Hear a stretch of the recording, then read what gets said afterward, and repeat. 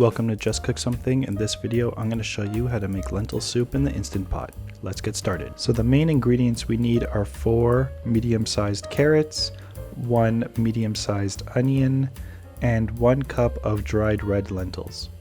Alright, so the first thing we're going to do is get our Instant Pot into saute mode, and then we're going to add 1 tablespoon of olive oil, and then add in our diced onions. And we're just going to mix it in there for about a minute or until the onions become a little translucent.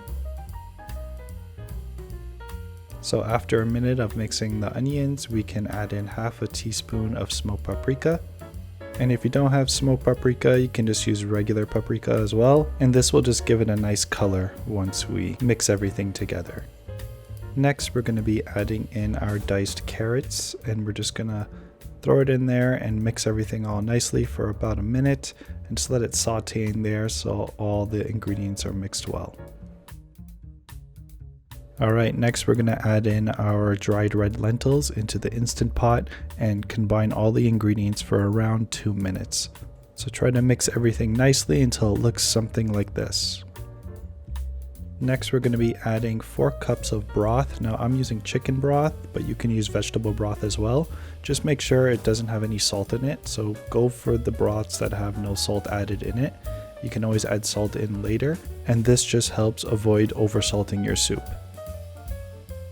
Alright, the next thing we're going to add is around 1 teaspoon of ground cumin, and then just give everything a good mix. Alright, next we're going to close the Instant Pot lid and ensure that the vent is set to sealing position. And then we're going to pressure cook on high for 10 minutes. After 10 minutes, we can just do a quick release and then wait for the pressure to drop and then carefully remove the lid. And if you look closely, you can see everything kind of looks like a hot mess, but don't worry, we'll make it look pretty. What we're going to do is just mix it in, and you can see all the lentils are fully cooked. And our last ingredient we need to add is half a cup of milk, and this will just thicken it up a bit more and give it a nice creamy texture. Now, depending on the consistency on how you like your soup, I like to use a hand blender and blend everything up nicely. But if you don't have a hand blender or a blender in general, you can also use a potato masher and just mush everything in there. This is the consistency I kind of go for. The last step is to season with salt to taste, and you can add some pepper in there as well, but that is totally optional.